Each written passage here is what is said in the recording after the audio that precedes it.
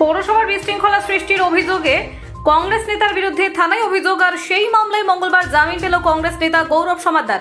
বর্ধমান পৌরসভা দুর্নীতির পীঠস্থান হয়ে উঠেছে এমনই অভিযোগ তুলে গত 24শে ফেব্রুয়ারি পৌরসভায় ঢুকে কুম্ভ জলে স্নান ও বিক্ষোভ দেখিয়েছিলেন পূর্ব বর্ধমান জেলা কংগ্রেসের নেতাকর্মীরা। ঠিক এক সপ্তাহ পর পৌরসভায় বিশৃঙ্খলা পরিবেশ তৈরি করার অভিযোগে সোমবার বিক্ষোভকারীদের বিরুদ্ধে কঠোর শাস্তির ব্যবস্থা নিতে বর্ধমান থানার দ্বারস্থ হল বর্ধমান পৌরসভা। অভিযোগ, পৌরসভা চলাকালীন জোরপূর্বক পৌরসভায় প্রবেশ, হুমকি দেওয়া ও হাঙ্গামা করার অভিযোগে কংগ্রেস নেতা তথা প্রদেশ কংগ্রেসের সক্রিয় সদস্য গৌরব সমাদ্দারের বিরুদ্ধে মঙ্গলবার সেই মামলার জামিন পেলেন কংগ্রেস নেতা গৌরব সমাদ্দার। আর কি জানাচ্ছেন কংগ্রেস নেতা গৌরব সমাদ্দার শুনবো। তৃণমূলদের মিথ্যা মামলায় ভয় পাচ্ছি না, পাবো না। তৃণমূলদের মিথ্যা মামলার ভয় পাচ্ছি না, পাবো না।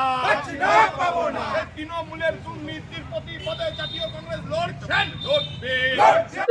দেখুন, গত 24শে ফেব্রুয়ারি আমরা কংগ্রেস পার্টির পক্ষ থেকে বর্ধমান পৌরসভায় যে অবৈধ নির্মাণ নিয়ে আমরা পুনরায় সরব হয়েছিলাম।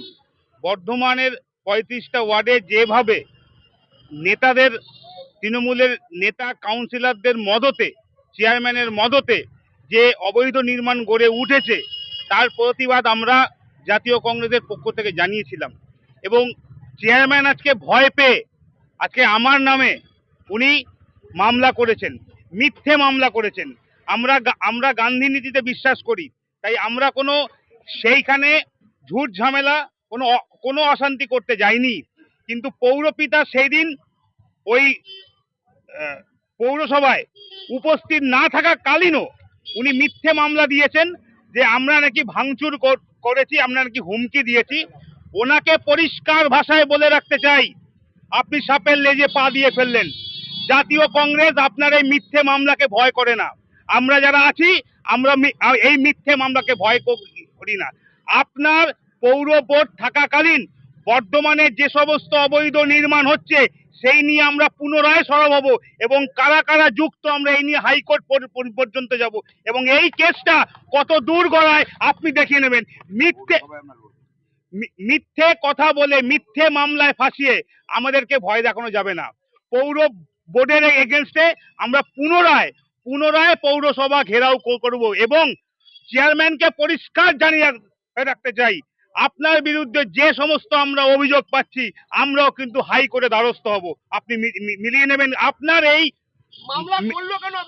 ভয় পেয়েছে, চেয়ারম্যান ভয় পেয়েছে যে তার সবকিছুই প্রকাশ্যে চলে আসছে। কোথায় আমরা স্পেসিফিক হয়েছে, আমরা নাম দিয়ে অবৈধ নির্মাণ কোথায় কোথায় হচ্ছে নাম দিয়ে আমরা ধরিয়ে দিয়েছি। আজকে ডেভেলপমেন্ট ফিজের নামে 11 কোটি টাকা বর্ধমান পৌরসভাতে কোথায় গেল সেটা আমরা তুলে ধরেছি, বর্ধমানবাসী জানুক। সেগুলো উনি মেনে নিতে পারছেন না। আমরা স্পেসিফিক ওয়েতে বর্ধমান পৌরসভার যে দুর্নীতি আমরা তুলে ধরেছি। সে ভয় পেয়েছে, কিন্তু সে ভয় পেয়ে যে মিথ্যে মামলা করলো আমার বিরুদ্ধে, অনেক তীব্রতর হবে। আমরা হাইকোর্ট পর্যন্ত যাব এবং আমরা প্রয়োজন পড়লে পিআইএল মামলাও করব। যে সমস্ত অবৈধ নির্মাণ আছে তার বিরুদ্ধে আমরা পিআইএল মামলা করব। আমার যিনি রাজনৈতিক অভিভাবক, সে আজকে অ্যাডভোকেট, উনি আজকে জামিন করেন, শ্রী অভিজিৎ ভট্টাচার্য।